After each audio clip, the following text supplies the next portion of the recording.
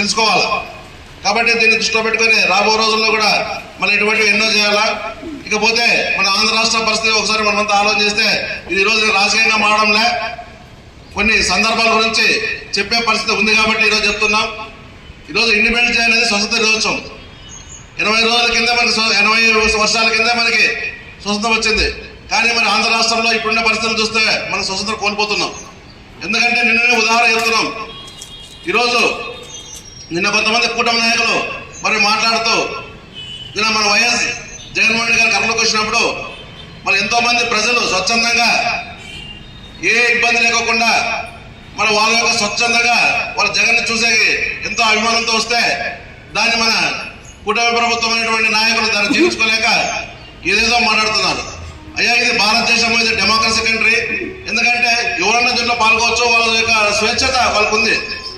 దాన్ని మనసులో పెట్టుకొని వాళ్ళు జీర్ణించుకోలేక అంతమంది ప్రజలు కర్నూలులో వస్తారంటే మళ్ళీ ఒకసారి మనమంతా గమనించుకోవాలా. దాన్ని వీళ్ళు జీర్ణించుకోలేకపోతున్నారు. మరి ఇటువంటిది మన ఇండియాలో ఎప్పుడు ఇటువంటి పరిస్థితి.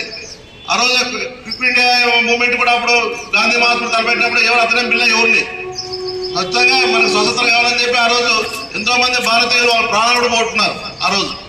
మరి అటువంటిది భారతదేశంలో మళ్ళీ ఆంధ్ర రాష్ట్రాన్ని ఈ రెడ్ బుక్ రాజ్యాంగంతో మళ్ళీ దాన్ని వాళ్ళు బ్రిటిష్ కాబట్టి దాన్ని టీవీల ద్వారా ప్రజలు చూపిస్తారు. కాబట్టి ఈరోజు సోషల్ మీడియా చాలా ముందుకు పోతుంది. ప్రతి ఒక్క చిన్న విషయాన్ని కూడా ఈరోజు ప్రజలు సోషల్ మీడియా ద్వారా తెలుసుకుంటారు. కాబట్టి ప్రజలు ఆలోచన చేస్తున్నారు తప్పితే ఏ పార్టీకి సంబంధం కాదు. మేము వైఎస్ఆర్ పార్టీ గురించి ఆలోచన చేయడం లేదు. మేము ప్రజలు ఆలోచన చేస్తున్నారు. ఎందుకు ఈ పరిపాలన దౌర్భాగ్యంగా చంద్రబాబు నాయుడు చేస్తున్నారని చెప్పి ప్రజలు ఆలోచన చేస్తున్నారు. ఎందుకంటే ఎక్స్పీరియన్స్ ముఖ్యమంత్రి మనకి చంద్రబాబు నాయుడు. మరి ఎంతో 74 ఏళ్ళ ముఖ్యమంత్రి వయసులో వాళ్ళు ముఖ్యమంత్రి అయినటువంటి చంద్రబాబు నాయుడు మరి ఏదో బ్రాడ్మ్యాన్ ఆలోచన చేయాలి. అంతేగాని ఏదో కార్యకర్తలు సతాయడం, ప్రజలు సతాయించడము. నిన్న చూసినాం ఏదో టీవీలో పోలీసులనే కారణం పెట్టుకుంటున్నాడు.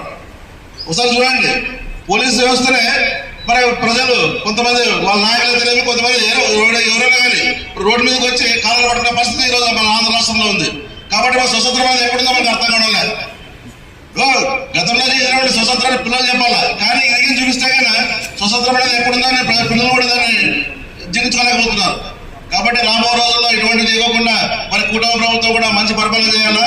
ఎందుకంటే ఆ రోజు చేసిన మహనీయుల యొక్క పరిపాలన ఎలా ఉందో ఒకసారి వీళ్ళు కూడా తెచ్చుకొని అటువంటి పరిపాలన మన ఆంధ్ర రాష్ట్రానికి అందించాలని చెప్పి మా వైఎస్ఆర్ పార్టీ తరఫున మేమంతా కోరుకుంటున్నాం.